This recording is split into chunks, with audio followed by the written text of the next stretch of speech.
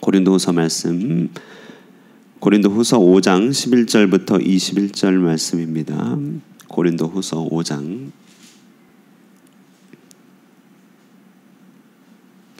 11절부터 21절 말씀입니다. 교독하겠습니다.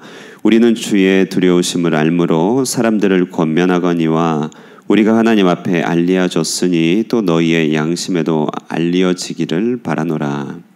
우리가 다시 너에게 자천하는 것이 아니요 오직 우리로 말미암아 자랑할 기회를 너에게 주어 마음으로 하지 않고 외모로 자랑하는 자들에게 대답하게 하려 하는 것이라.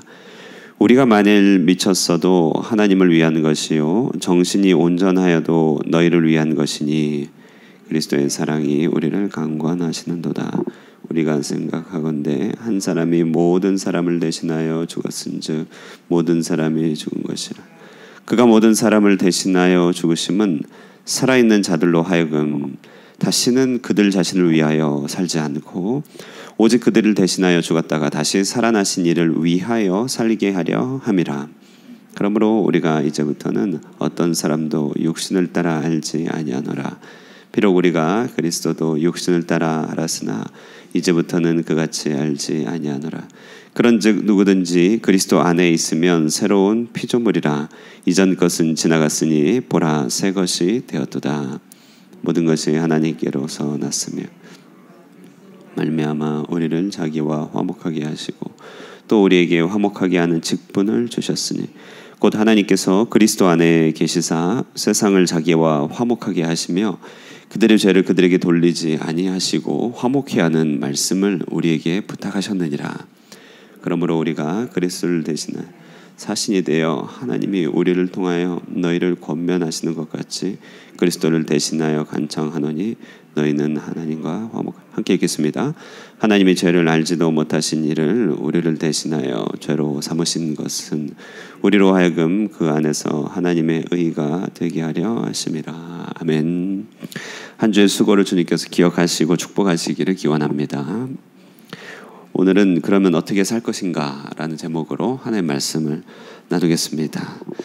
오늘 우리가 읽은 본문에는 문맥과 상관없이 마음에 담고 기억할 만한 구절들이 풍성하죠. 예를 들어서 15절 말씀 보시면은 그가 모든 사람을 대신하여 죽으심은 살아있는 자들로 하여금 다시는 그들 자신을 위하여 살지 않고 오직 그들을 대신하여 죽었다가 다시 살아나신 이를 위하여 살게 하려 함이라. 한 본문 안에 죽음과 삶 그리고 다시는 이라는 결단이 포함되면서 이 구절 한 구절 자체가 우리 인생의 이정표가 되기도 할 만큼의 중요한 말씀으로 다가옵니다. 17절도 마찬가지죠. 워낙 유명한 구절인데요. 그런즉 누구든지 그리스도 안에 있으면 새로운 피조물이라. 이전 것은 지나갔으니 보라 새 것이 되었도다. 얼마나 감동스럽고 감격적인 말씀입니까? 이전 것은 다 지나갔고 새 것이 됐다. 주님 안에서 나는 항상 새 것이다.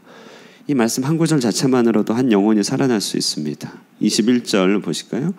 하나님이 죄를 알지도 못하신 이를 우리를 대신하여 죄로 삼으신 것은 우리로 하여금 그 안에서 하나님의 의가 되게 하려 하심이라. 그리스도의 대속의 사역과 의롭다 하시는 칭의의 사역, 하나님의 구원과 조금 어려운 표현으로 하면은 이제 기독론적인 표현과 구원론적인 표현이 한 구절에 다 담겨 있는 아주 육중한 본문들입니다. 그래서 이 구절 하나하나를 마음에 암송을 하고 이 구절만으로 오늘 새벽 기도를 한다 할지라도 넘치는 그런 은혜가 있는 구절들입니다. 그렇다면 바울은 도대체 이 짧은 구절 안에서 무엇을 말하려 하길래 이토록 중요하고도 또 중요한 육중한 그런 구절들을 담아놨을까요? 좋은 구절들이 많이 담겨 있으면 역으로 이 전체 내용을 하나로 깨서 이렇게 이해할 만한 그런 주제를 찾기가 또 쉽지 않습니다. 너무 좋은 것들이 흐트러져 있으니까요. 그래서 본문을 한참 바라봤습니다. 도대체 이 전체 구절을 통해서 뭘 하려고 하는 말인가? 한 구절 한 구절 너무 좋은데 라고 했을 때 본문을 통하여 정말 바울이 하고자 하는 말은 우리는 이렇게 살겠다. 그러면 우리는 어떻게 살 것인가에 대한 그런 대답이라는 사실을 좀 생각해 보게 되었습니다. 정말 어떻게 살 것인가? 정말 어떻게 사는 것이 진정한 신자의 삶인가를 이제 결론 내는 것이죠. 어제 본문 말미에 주를 기쁘시게 하는 자가 되기를 힘쓴다 이렇게 마쳤습니다. 그리고 이번 주 내도록 복음의 영광, 복음의 정수, 듣고 또 들어도 물리지 않는 복음의 내용이 쫙 펼쳐졌습니다. 그리고 그 말미에 그럼 어떻게 우리가 살 것인가, 그런 일종의 방향성과 삶의 이정표를 제시하는 구절이구나 이렇게 느껴지게 됐다는 것이죠. 보통 선포하지만 오늘 본문은 좀 동의도 구하고 싶어요. 그렇지 않나요? 예, 본문 한번 보시면서 그러면 우리 어떻게 살면 좋을까요? 바울의 본문을 따라서 한번 생각해 보겠습니다. 첫 번째는요, 하나님과 사람에게 공히 하나님과 사람에게 기억되는 삶을 살자. 우리는 어떻게 살까? 하나님과 사람에게 기억되는 삶을 살자. 11절 보시면요, 우리가 주의 두려우심을 알므로 사람들을 권면하거니와 우리가 하나님 앞에 알려졌으니 또 너희 양심에도 알려지기를 바라노라. 바울의 모든 복음의 역사, 모든 복음의 수고, 선포는 하나님에게 알려지고 사람들의 양심에 알려지기를 바라는 것이라고 얘기하고 있죠. 어떻게 하면 살면 좋을까? 하나님과 사람에게 알려지는, 기억되는 삶을 살자라고 하는 것입니다. 예수님도 어린 시절에 하나님과 사람에게 사랑스러워 가더라 이렇게 얘기하고 있죠. 이 알려지는 것, 이것을 지난 주일의 표현에 의하면 기억되는 삶이라고 할 수 있는데요, 성경의 관점에서 보면은 드러난 삶이 있고 기억되는 삶이 있습니다. 드러나는 삶은 그의 재능과 외모와 외형, 기능으로 나타난 삶입니다. 당장에 기능하고 당장에 드러나는 삶, 유명세를 잊기도 하고 유명세를 잃어버리기도 하지만, 그러나 그 유명세, 그 어떤 드러난 모습들이 스스로를 속이기도 하는 삶이죠. 드러나는 삶을 살기 위하여 아나니아와 삽비라 같은 경우는 하나님께 마음을 속이고 주님 앞에 드리기도 했죠. 드러나는 삶의 지향점을 가지고 사는 삶, 그것이 이생의 자랑, 안목의 정욕에 따라 사는 이 땅의 모습인데요, 바울은 그런 삶과 다른 기억되는 삶의 차원을 얘기하고 있습니다. 당장의 사람들이 이해를 다 하지 못한다 할지라도 오래 보고 씨를 심는 삶입니다. 산을 울창한 숲으로 채울 것을 기대하며 민둥산을 씨앗부터 심어가는 그런 삶이죠. 마음의 중심에 진정으로 하나님의 영광을 사모하는 삶입니다. 당장 드러나지 않지만 하나님과 사람에게 결과적으로 알려지고 기억되고 유익이 되는 삶이라고 할 수 있습니다. 성경은 이를 왼손이 하는 일을 오른손이 모르게 하라 이렇게 명령하고 계시죠. 사울과 다윗은 이 두 부류의 전형적인 그 차이를 보여주는 사람입니다. 사울은 드러났고 그의 키도 컸고 그는 드러나는 삶이었고, 그러나 그게 전부였습니다. 그러나 다윗은 그의 목동 시절부터 기억되었고 그의 일평생이 하나님께 기억된 삶을 살았습니다. 바울은 복음을 전하면서 나는 기억되는 삶을 살 것이다. 우리는 기억되는 삶을 살아야 된다. 어떻게 살 것인가 그렇게 얘기하고 있습니다. 두 번째, 그러면 우리는 어떻게 살아야 되는가? 사랑으로 살자, 사랑으로 살자 얘기하고 있습니다. 13절, 14절을 우리 한번 같이 읽어볼까요? 한번 읽겠습니다. 시작. 우리가 만일 미쳤어도 하나님을 위한 것이요 정신이 온전하여도 너희를 위한 것이니 그리스도의 사랑이 우리를 강권하시는도다. 우리가 생각하건대 한 사람이 모든 사람을 대신하여 죽었은즉 모든 사람이 죽은 것이라. 여기 보면 그리스도의 사랑이 우리를 강권한다, 그리고 생각한다 이렇게 되어 있습니다. 무슨 감정적인 차원에서 사랑을 느끼는 그런 차원은 아닌 것 같습니다. 그러니까 그보다 훨씬 더 깊고 사랑의 터전과 사랑의 분명한 근거가 있는 삶을 얘기하고 있습니다. 바울은 하나님과 사람 앞에 진실하게 기억되는 삶을 살 수 있는 그 비결로 사랑에 이끌리는 삶을 말하고 있습니다. 그리스도께서 우리를 대신하여 죽었기 때문에 우리는 그 사랑 안에 있다. 15절, 그가 모든 사람을 대신하여 죽었기 때문에 우리는 그 사랑 안에서 살고 있다. 그리고 계속해서 나옵니다. 17절에 그러므로 누구든지 그리스도 안에 있으면 새로운 피조물이다.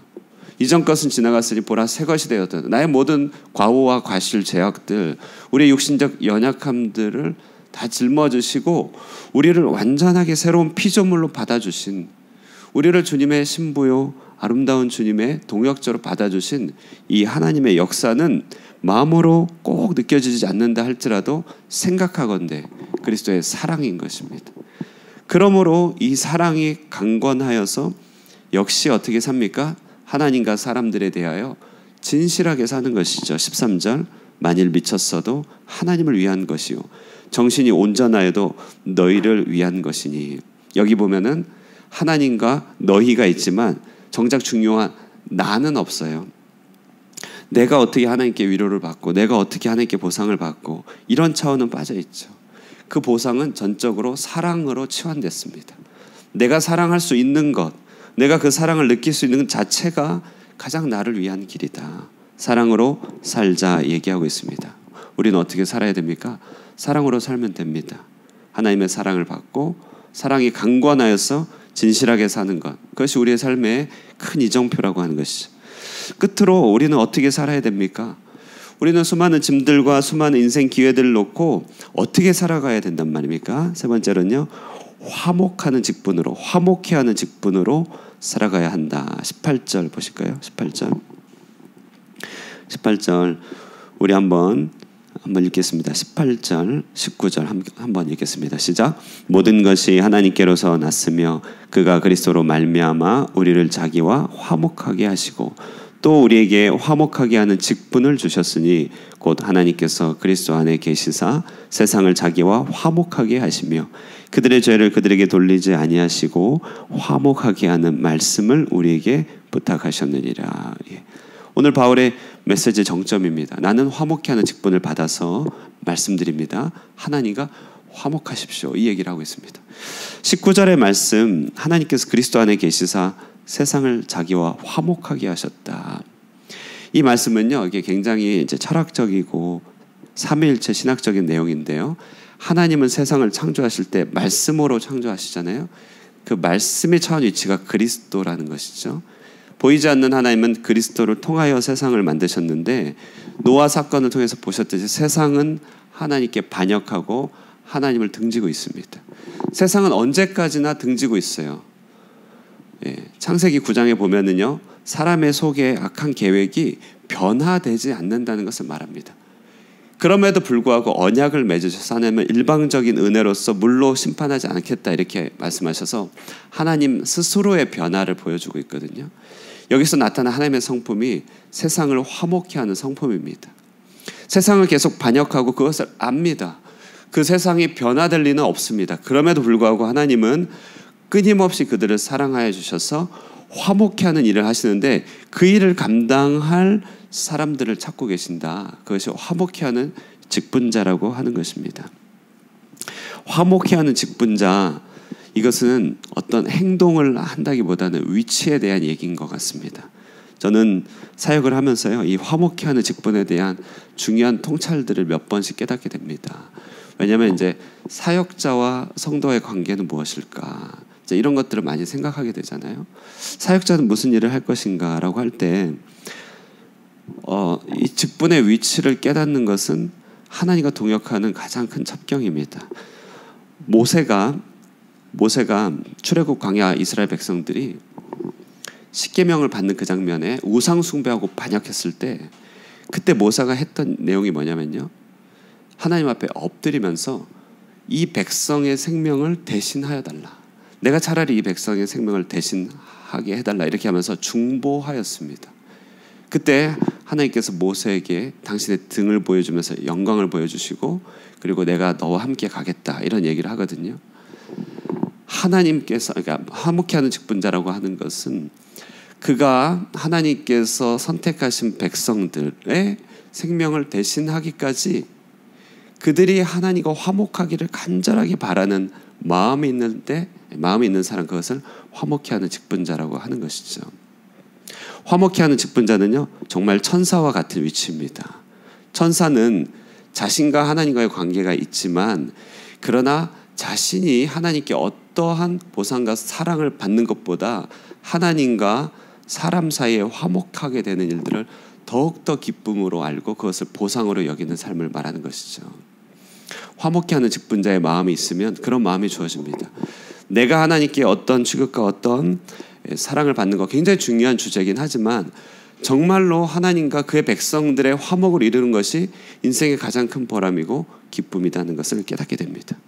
그 화목해 하는 직분자가 되어서 바울은 살아갑니다.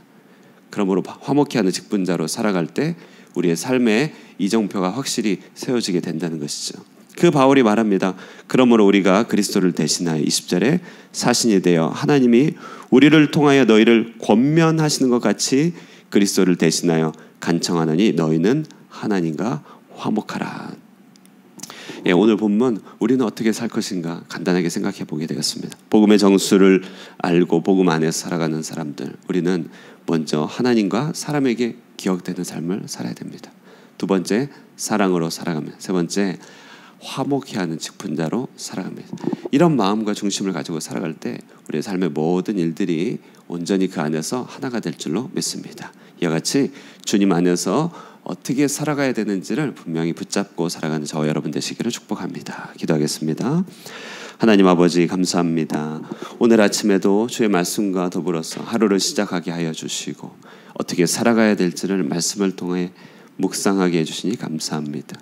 주를 기쁘시게 하는 자가 되기를 힘쓰며 종말에 주님의 자랑이 되며 또한 이 땅 가운데 주의 복음 안에서 복락을 누리며 살아가는 우리들이 하나님과 사람 앞에서 기억되는 삶을 살기 원합니다. 또한 하나님 사랑으로 살기 원합니다. 그리스도의 사랑에 온전히 힘입어서 그 사랑이 우리를 강권하여서 우리도 하나님과 사람을 사랑하며 살게 하여 주시고 그러므로 화목해 하는 직분자가 되어 온 세상과 모든 열방이 우리 주변에 있는 무성도들이 하나님과 화목하기를 기뻐하며 그것이 우리의 상급이 되는 삶을 살게 하여 주시옵소서. 오늘 아침에 기도 시간 가운데서도 우리 하나님 함께하여 주시고 성령으로 우리의 기도를 도우시며 꼭 필요한 간구들을 하나님께 올려드릴 때 우리 하나님 듣고 응답하여 주시옵소서. 내일은 주일입니다. 오늘 하루를 잘 믿음으로 준비하여 준비된 예배, 거룩한 예배를 드리게 하여 주시고 중고등부가 함께 참여하는 이 예배 하나님께서 큰 은혜를 베풀어 주셔서 온 세대가 하나님을 높이며 그 복락을 함께 누리는 복된 시간 될 수 있도록 축복하여 주시옵소서. 오늘의 모든 시간들 주님 앞에 의탁드리옵고 살아계신 예수님의 이름으로 기도드리옵나이다. 아멘.